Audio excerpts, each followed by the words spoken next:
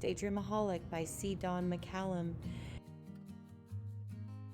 Chapter 8. Let Aunt Sammy take a look at you, Sammy said in her little old lady voice. Marcie turned around, giggling. It was just a few minutes before the bell rang to start the new school day. Sammy knew how to start it off right with a laugh. Okay, let's see. Your jacket looks fine. You're not wearing it around your neck like you were yesterday. Sammy inspected Marcie's shoes. All right, no toilet paper, no dog poo. Now she was laughing too. I have something for you, Sammy said, her voice returning to normal. She reached in her backpack and handed Marcie a note decorated with the bright markers. Marcie glanced at the note, seeing the hearts and stars drawn in a rainbow of colors. She tugged at the little corner on the paper Sammy had prepared for that purpose. Marcie looked up at her friend and smiled. As Sammy returned her smile, the first bell of the day rang and the girls picked up their belongings to mill in with the mass of students still sluggish from their long night's rest. Marcie followed the movement of the crowd toward the band hall, reading the note she held in front of her face. She knew she'd probably narrowly miss smashing into about 500 people, but she had to read the note her best friend had written to her. Dear Marcie, the note read, I really feel bad about what's been going on with Brandon and you. Or should I say what's not going on? I don't like to see my best friend sad. She smiled. She could see out of the corner of her eye that Sammy was smiling too. She read on. I can't pretend to know exactly what you're going through, but I know it's hurting you a lot. I also know that it's hard to forget about someone you like as much and as long as you've liked Brandon. I don't know what his deal is. I just know that he's really missing out on a great person. You're always so sweet to everyone you meet, and you try to never hurt anybody's feelings. If he wants to go with someone as shallow and conceited as Tabitha, he's not good enough for you anyway. Then, in the throng of people walking to and fro, Marcie heard a familiar sound that tore her away from Sammy's note. Brandon's laugh. She looked up and around as she turned to the next page and saw the two of them together, Brandon and Tabitha. Tabitha looked like she was having the time of her life, even though she was just standing in the hallway of a middle school before the start of a school day. There was some serious hair flipping going on. Marcie thought she was going to be sick.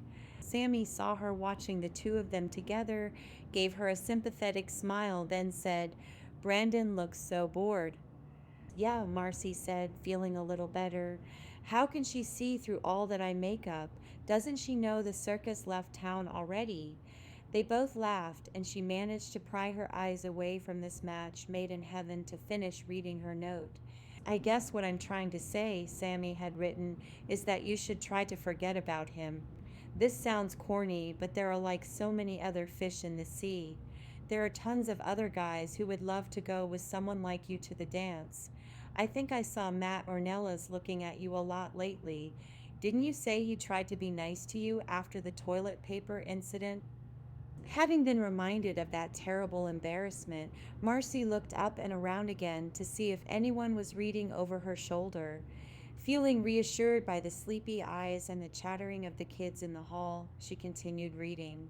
Whatever you get out of this letter, and with all of the things you've been going through lately, just know that I care about you and want what's best for you. I don't like seeing you hurt, but I know it's part of life. And no matter what life brings, I want you to know that I'll be there for you. BFF, Lila's Sammy.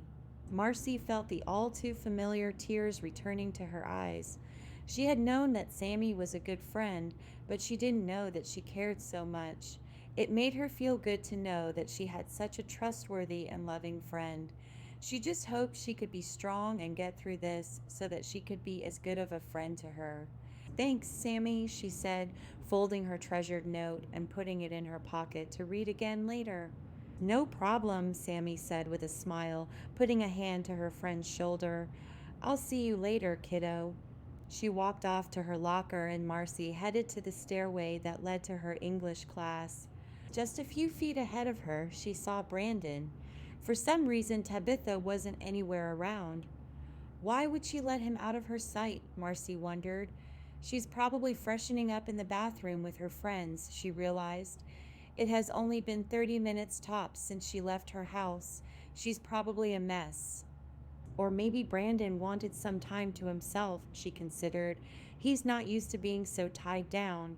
Or maybe he's avoiding Tabitha because he realizes what kind of person she really is. It's like a big show. What if he really was just going out with her because his friends and everyone else in the whole school expects it? The possibility of this idea quickened her pace. She was gaining on him. You know, Sammy's right. Why shouldn't he like me? She was right behind him now. He just doesn't know me. That's all. You know what? Forget about Tabitha, she told herself. Forget about everyone else. I'm going to still be really nice to him. I'm going to act like I always do. Doesn't everyone always say you should just be yourself? And that's just what Marcie planned to do. In her imagination, she could see him getting to the top of the stairs and looking around, finally realizing she was there. He looked at her. He smiled. Hey, Marcie, he said in that shy kind of way that he always did when he first saw her. In her daydreams, she was just about to answer the phantom Brandon at the top of the stairs when their real selves caught up to where her daydream had already led her. As she and Brandon approached the top of the stairs, Marcie's renewed energy got ahead of her feet. She let her excitement of being so close to Brandon propel her up toward him, and the final step, where she just knew her reality once and for all would catch up to her daydreams. But the front of her shoe grazed the step. She tripped. Her backpack fell to the floor, and everything tumbled out of it and down the stairs, right behind Brandon. The snickering of the other kids burned Marcie's ears. What a klutz, she heard someone say. Watch where you're going, someone else said. She wasn't going to look up to find out who was saying what. She just tried to get her stuff together as fast as she could. All of her school supplies were spread out all over the top of the stairs. People stepped over her. Some of them didn't even care enough to not step on her stuff. And the laughter continued.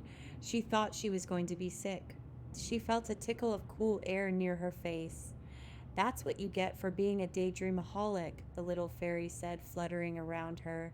Now she knew she was going to be sick. Totally not in the mood, Marcie picked up her English folder, looked at it, and said, "This looks like it would make a pretty good fly swatter." Just as she raised her folder into the air, the fairy disappeared. Picking up her belongings, she kept her head down. She didn't want all those people whose feet kept coming at her to see the tears welling up in her eyes. Then she wondered, wait a minute, where's Brandon? Did he see? Why didn't he help me? He must have seen me fall. Then she realized what had to have happened. Yes, Brandon had seen her fall. He had to have seen it. But he hadn't stopped to help her.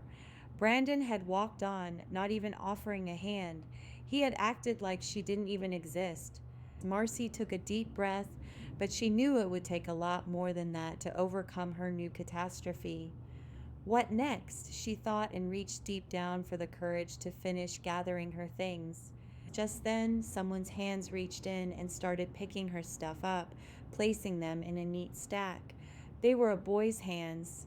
Had Brandon come back to help her after all? That would be like him, she thought.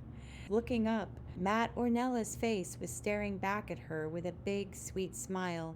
She hadn't exactly expected to see him there. You don't have to help me, Marcie said, pushing her tears back. I want to, he said quietly, standing with his arms full of his and her materials. He took her backpack from her and started shoving her stuff inside. He took everything out of her arms and pushed them in two. Thanks, she said and smiled sheepishly. She almost couldn't get the word out. Come on, I'll walk you to your locker. Here, I'll get it. Marcie started to take her bag from him. I got it, Matt smiled. That's what locker neighbors are for. Well, okay. Marcie clasped her hands in front of her, unsure of what to do with them without her books in her arms. She could feel herself starting to slouch, but she couldn't think about that. Her hands were acting funny, not knowing where to go. She knew the main thing was to focus on keeping her feet moving in the right direction. She had to avoid any invisible bumps that might be floating around there, which might send her flailing again.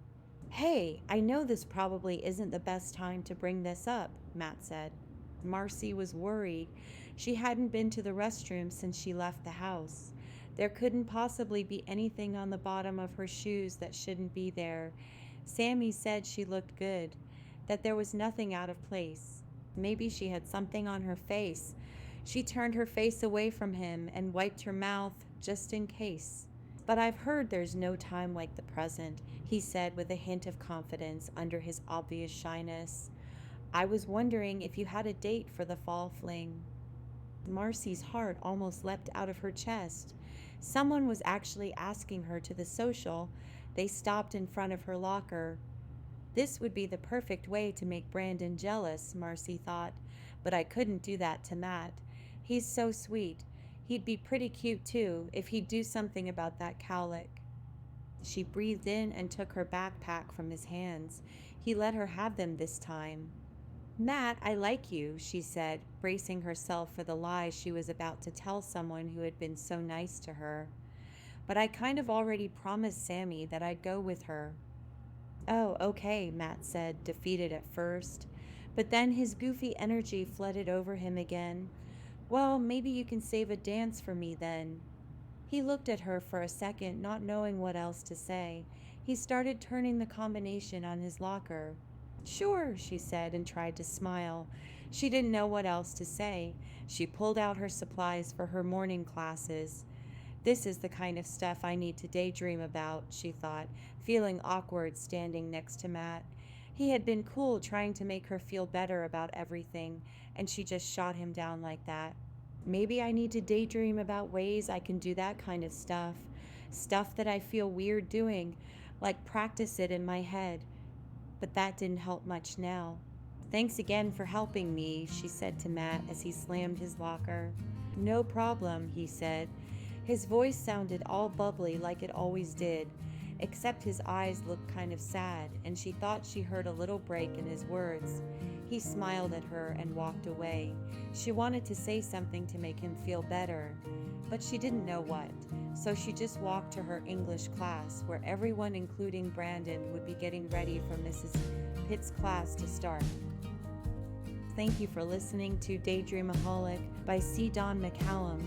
If you're enjoying this story, please consider sharing it with someone you know, and please like the video and subscribe to this channel to help others discover these stories.